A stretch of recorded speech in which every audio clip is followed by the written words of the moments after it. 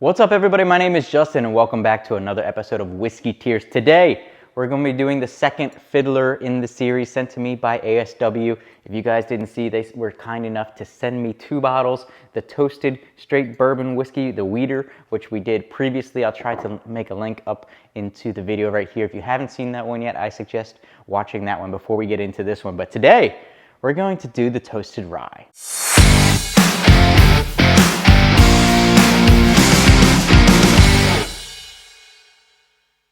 Okay, so the Fiddler toasted rye, straight rye whiskey, coming in at 7 years, 11 months old was the initial age. Then it was finished for 2 years and 1 month in char toast level 3 medium. This is barrel 1354, coming in at an alcohol volume level of 58.4, which makes it 116.8 proof. And if this is anything close to the straight bourbon whiskey that I tried just before filming this video, I'm gonna be super excited because that one was so good. Let's go ahead and pop the top, get the nosing straight out of the bottle. Okay, super different nosing coming out of the bottle than the wheated bourbon, which you would expect, this being a rye. Does this one have the mash bill on it? No, it does not, but this is another MGP rye that they then finished. So we'll see how that transfers over into the glass. I was getting some minty notes, minty rye spice notes there out of the bottle on the initial sniff here. So we'll see, can this one be anywhere close to as good as that wheated bourboner? Because that one was so good. Hey, before we get into trying it, smelling it, tasting it, all that stuff, do me one big favor, hit like, hit subscribe on the video. By the time you're seeing this, I am laid up at home from a major knee surgery, so I'm trying to get a few videos ahead before these come out. So do me one big favor, make me feel better while I'm just absolutely suffering, and hit that subscribe button for me. All right, nosing out of the glass. Yeah, a super gummy spearmint.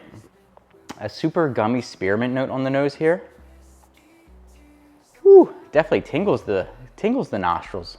I'll tell you what, I'm having a hard time getting past that initial gummy spearmint note on the nose to get to anything underneath because it's dominating. It is dominating the nose on this rye, that gummy spearmint note. We'll see how that transfers over to the palate. Cheers, everybody. First thing I noticed on this one is that I definitely like the straight bourbon Weeder better. That one for me was absolute money. This one is good. Doesn't have nearly the viscosity level that the other one did. In fact, it doesn't have much viscosity at all, and it ends with that kind of spearminty gummy note. That's kind of what the finish on the taste of this one is. So I'm gonna have to go in and try it again. But when I first sip something, I'm generally just saying, do I like it? Do I not like it? And I do like it. It's definitely on the rye side. So if you're not a rye person, if maybe you're not into that super rye profile, maybe this one is not the one for you to step into immediately. But let's try it again, see if I can get some more notes out of this. Yeah, super rye spice, super grainy.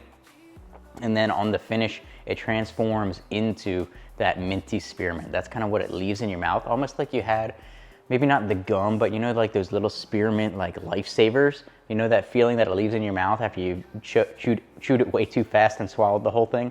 That's kind of the sensation that's leaving in my mouth here towards the end. I'm not a super huge fan of mint or anything, especially when it comes to whiskey, so that's maybe not up my line of liking. I know a lot of people do like that, but let's try and, it definitely transitions into that. So I gotta figure out what those initial notes are that I'm tasting before it goes into that. So up front, it definitely starts with that sharp rye spice up front. There's a little bit of sweetness underneath. I haven't quite pinpointed what that is. At first, I thought maybe it was a vanilla. Then I was like, I don't know, is that a vanilla? Then I thought it was something on the fruity end. I really can't quite pinpoint what it is because it transfers so quickly out of that into that minty, spearminty note on the end that it doesn't linger there long enough for me to really snap down on what exactly that is, because it hits you with that rye spice up front, then it transfers into that mintiness towards the end. So yeah, it's interesting for sure.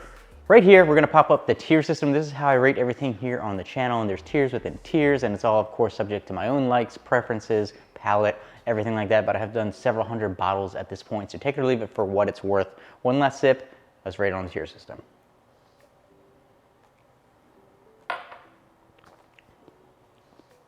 It's interesting. I'll be interested to go back to this one after maybe it opens up a little bit, because it's super sharp. It's super like ripe on the mouth, and then when that mintiness hits, that's pretty much all I get out of it in the end. So it's definitely, in my opinion, not quite as good as the straight bourbon wheater was. This one was absolutely amazing. If you guys didn't see that video, make sure you check it out. But for me, the Fiddler from ASW straight rye whiskey finished in toasted barrels. It's gonna go, this one's gonna go on the C tier. I'm not a huge fan of that super minty, gummy note that I'm getting on both the nose and the palate on this one. Maybe some people really like that, and if you do, you might like this one more than I do, but for me, it's going on the C tier today. I will definitely be coveting this one, and this one will be, we'll see, maybe it opens up a little bit more and improves as we go, but for now, it's going on the C tier. But ASW, thank you guys so much for sending these to me. I am very, very grateful and humbled that me and my little right now kitchen, until we get the whiskey office set up, gets sent free bottles from distilleries with a channel with, you know, like 2,000 subscribers, not even. So really appreciate it. Thank you guys so much for watching, and I'll see you for your next drink.